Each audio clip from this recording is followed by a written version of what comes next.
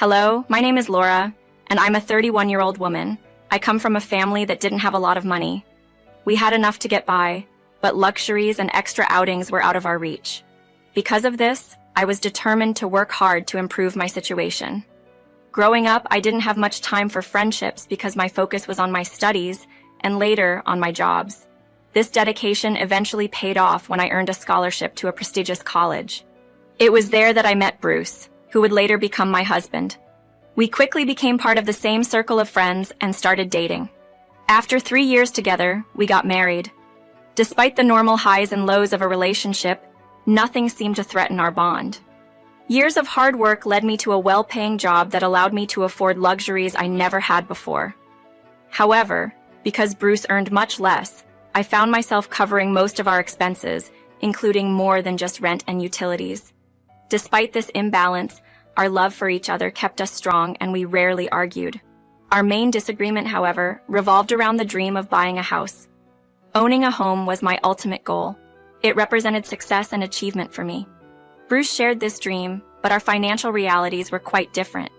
Despite our discussions, it became clear we hadn't fully understood each other's financial situations. Bruce earned significantly less than I did and had a poor credit score due to late payments and overspending. Discovering the true state of Bruce's finances after we got married was a shock, especially since we had kept our finances separate before marriage. The realization of our differing financial situations brought tension into our relationship, challenging us in ways we hadn't anticipated. Despite the financial challenges Bruce brought into our marriage, my love for him was unwavering. I couldn't imagine leaving him over money issues. As his partner, I believed in sharing not just his joys but also his burdens. This commitment led me to shoulder both our living expenses and help him tackle his credit card debts. It took a year of diligent payments and financial management to improve his credit score, even slightly. However, this dedication meant I had no chance to save money, a fact that Bruce found hard to believe.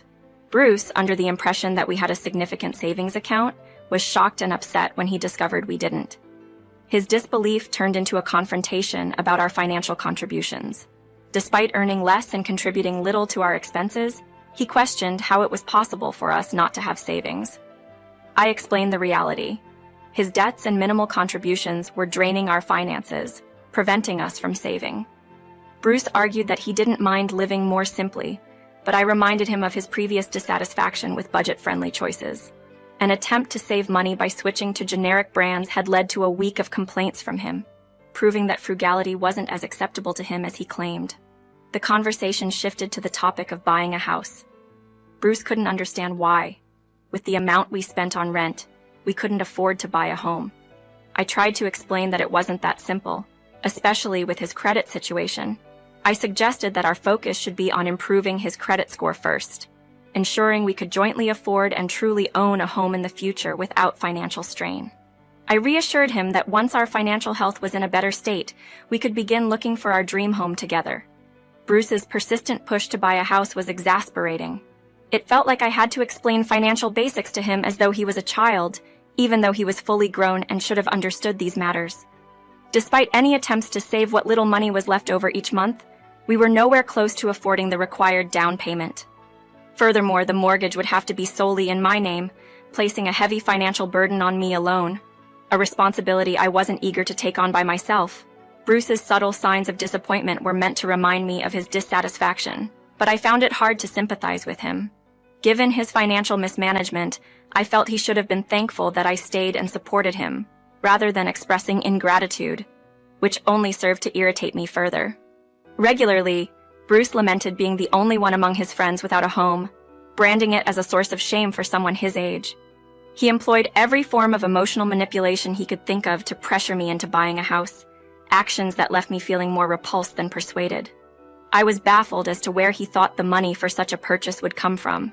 When Bruce saw his attempts were futile, he escalated the situation by involving his mother, Angela, hoping she could sway me. He conveniently arranged her visit while I was at work, catching me off guard upon my return. Angela's presence under these circumstances confused me. I was unaware of any significant struggle we were supposedly facing, according to Bruce. The conversation took an awkward turn when Angela mentioned the house buying issue, revealing Bruce had complained to her about it. Despite her intentions, The situation only highlighted Bruce's inability to handle our disagreements maturely. While Angela proudly stated she had raised her son to turn to her with his problems, I couldn't help but wish Bruce had approached our challenges as a partnership, rather than seeking external pressure to get his way. After a tense discussion with Angela, Bruce's mother, we reached a tentative understanding about our house-buying dilemma. Angela inquired if the resolution was to have Bruce wait another 4 to 8 years before owning a house, to which I confirmed, emphasizing that it was the practical timeline considering our financial situation. Angela questioned how I could seemingly deny Bruce like this. Unaware of the full context I had shared with Bruce previously, I explained that without sufficient savings for a deposit, and considering Bruce's previously low credit scores, which I had worked hard to improve, taking on a mortgage would place an unfair financial burden solely on me. Angela challenged the notion of this burden, questioning my love for Bruce and suggesting that true love would overlook such practical concerns. While I reaffirmed my love for Bruce, I also stressed the importance of making decisions based on logic rather than emotion alone.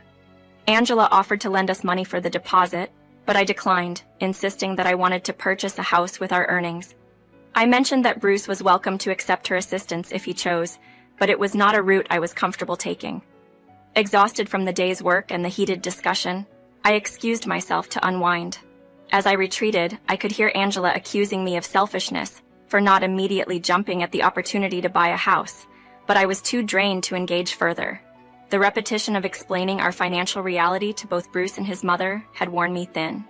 Deciding that enough energy had been spent on the matter for the day, I opted for a hot shower to relax and clear my head. Later, sitting in the tranquility of my bedroom, I reflected on the day's events. Bruce's decision to involve his mother in our private financial debate was upsetting. I've always believed that relationship issues should be resolved internally, without dragging in outside parties, a boundary Bruce knowingly crossed. His action, aimed at pressuring me into agreeing to buy a house, struck me as a desperate and disappointing strategy. This intrusion into our personal matters left me feeling frustrated and questioning the dynamics of our relationship. Bruce's aspiration to match his friend's home ownership status underscored his reluctance to strive for financial improvement. While his friends achieved their financial goals through dedication and hard work, Bruce remained content with his entry-level job since college, viewing any career advancement as too cumbersome. Despite my efforts to encourage him to seek better job opportunities, his comfort with the status quo made any change seem daunting. Angela, Bruce's mother, questioned my willingness to carry the financial load of a mortgage alone, implying that my love for Bruce should override any practical concerns. I chose not to share with her the deeper issue at hand, Bruce's financial irresponsibility. His habit of squandering his salary on trivial items posed a significant risk to our financial stability. If we were to commit to a mortgage, Bruce's contribution would be crucial to avoid compromising our basic living standards. His lack of motivation to improve his job situation made me wonder about his commitment to our future together. The suggestion that I was at fault for not wanting to shoulder this responsibility alone felt unjust. Explaining this to them seemed futile, as I anticipated they would twist my words against me. That evening, Bruce informed me via text that he would be staying with Angela, expressing an expectation for an apology from me to both of them. I stood firm in my conviction that I owed no apology, feeling that it was they who should apologize for putting me in such a difficult position and casting me as the antagonist in the situation. Feeling overwhelmed, I invited my best friend Judy over for support. I needed reassurance that my feelings and decisions were valid amidst the pressure from Bruce and Angela. Sharing the ordeal with Judy, I expressed my bafflement at their united front against me, seeking solace and understanding in a friend who could confirm I wasn't losing my grip on reality. Feeling like I was in the wrong for not having to their demands made me question myself until Judy reassured me that my logic was solid. If Bruce had been patient enough to wait a year, allowing us to save adequately, we wouldn't be in this predicament. Reflecting on our relationship, I realized Bruce's impatience and his tendency to throw tantrums if he didn't get his way had always been an issue. Early on, I tried addressing it, but it seemed my efforts were in vain as I gradually learned to just cope with his behavior. However, the current situation, his demand for a house, was beyond what I could simply accommodate. When Bruce didn't get his way, he'd sulk until I orchestrated some elaborate gesture to appease him, or he'd somehow manage to get what he wanted, likely with Angela's help. Judy speculated that Angela might attempt something drastic to secure the house for Bruce, despite already having her own mortgage. This possibility hadn't crossed my mind, but Judy's insights urged me to consider all angles and prepare for any manipulative tactics they might employ. With Bruce not returning home the following day, Judy and I took proactive steps by purchasing hidden cameras to install around our home. This decision weighed heavily on me, as I was conflicted about the lack of consent from Bruce. Yet, Judy framed it as a precaution to protect myself from potential scheming. Remembering Angela's aggressive tactics at our wedding over a minor catering mishap solidified my resolve. Her willingness to go to extremes for her advantage made me wary of what she might do to ensure Bruce got his house.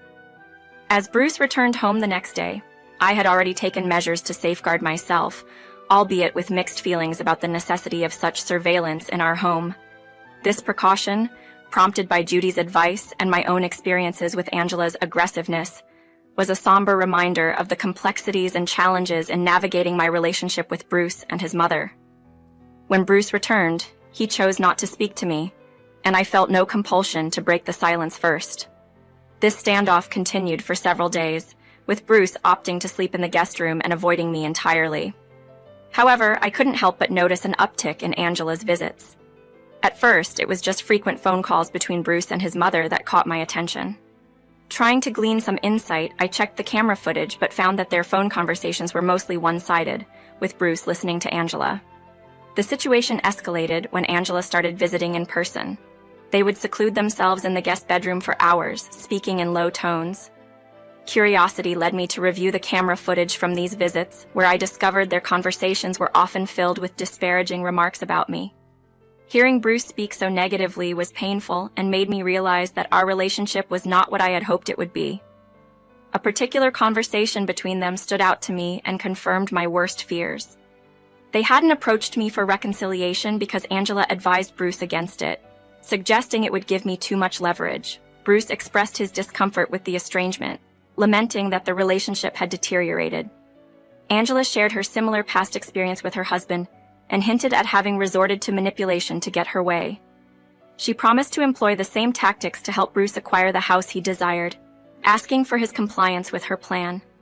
This revelation was alarming. The prospect of Angela plotting something deceitful was precisely what I had feared. It was clear that they were planning to manipulate the situation to their advantage, disregarding how it would affect me. The confirmation of their scheming through the camera footage was a turning point, solidifying my decision to leave a relationship that had become so toxic and manipulative. Despite discovering the unsettling plot through the recordings, I was initially left in the dark about the specifics of Angela's plan. Just like Bruce, I had to patiently wait for her scheme to unfold. Engulfed in work the following day, I had no opportunity to keep an eye on the happenings at home. By the time I returned, drained from the day's toil, Bruce's unexpectedly cheerful demeanor caught me off guard. His sudden affection sparked my curiosity, reminding me that Angela's plan must have come to fruition. Escaping under the pretext of needing to freshen up, I rushed to our room to check the recordings. My fears were confirmed. Angela had manipulated documents to secure a house in Bruce's favor, deceitfully involving my bank accounts and taking out a mortgage under my name. This betrayal, risking my financial stability and credit, ignited a fury within me. Yet the late hour meant I had to wait until morning to take action. First thing the next day, I sought legal counsel, taking Judy along for support. We initiated legal proceedings against the forgery, ensuring all necessary steps were meticulously followed. Upon my return, I found Bruce still basking in his oblivious joy, with Angela radiating triumph. Their casual inquiry about my day off work was met with the harsh truth of their actions. Confronting them with the revelation of the forged documents in my name, I watched as their smugness faltered. Bruce's naive excitement over the house, blind to the legal and ethical ramifications of their actions, was appalling. When I challenged the morality of their choices, Bruce deflected, framing his desires for a better life as justification for their deceit. Their attempts to dismiss the gravity of their actions only deepened my resolve. The realization that Bruce valued material possessions over honesty and integrity marked a turning point. Their disregard for the consequences of their scheme, and Bruce's accusation of my having a fragile ego for objecting to their criminal actions, underscored the deep flaws in our relationship and Bruce's character. This incident crystallized the necessity of reevaluating our future together, with legal and personal boundaries firmly in place. Indeed, I did accuse them of a crime, because that's precisely what they had committed. Bruce's vague aspirations for a better life fell flat as a defense. Such motives hardly sway legal judgment. Their confidence in my lack of evidence vanished when I revealed the recorded conversation on my phone, displaying their panic-stricken faces as they realized the gravity of their actions. I informed them that legal actions were already in motion, advising them to seek legal representation promptly. With my essentials packed, I sought refuge at Judy's, stepping into a whirlwind of court appearances and legal battles. In court, Bruce and Angela attempted to paint me as the antagonist, yet no amount of vilification could excuse their act of forgery. Bruce's defense that he was coerced by Angela crumbled without evidence of any threat from her. Given Angela's history with forgery, she received an 8-year sentence, while Bruce faced 3 years. The reality of being entangled with criminals was unsettling, yet it propelled me to take measures to rectify my financial standing, successfully removing the fraudulent loan and restoring my credit score. Breaking away from my lease, I moved in with Judy, embarking on a journey to rebuild my life from the ground up. The subsequent months were a period of adjustment, marked by the dual process of healing from betrayal and navigating the aftermath of a tumultuous relationship. The divorce proceedings severed the final ties to a profoundly toxic relationship, offering a fresh start. Reflecting on the ordeal, I harbored a hope that the sentences would serve as a catalyst for Bruce and Angela to introspect and amend their ways. The end of the relationship, while painful, ushered in a phase of self-discovery and growth. Grateful for the support of friends like Judy, I am now navigating the path to recovery, embracing the lessons learned and the promise of brighter days ahead. Thank you for lending an ear to my story.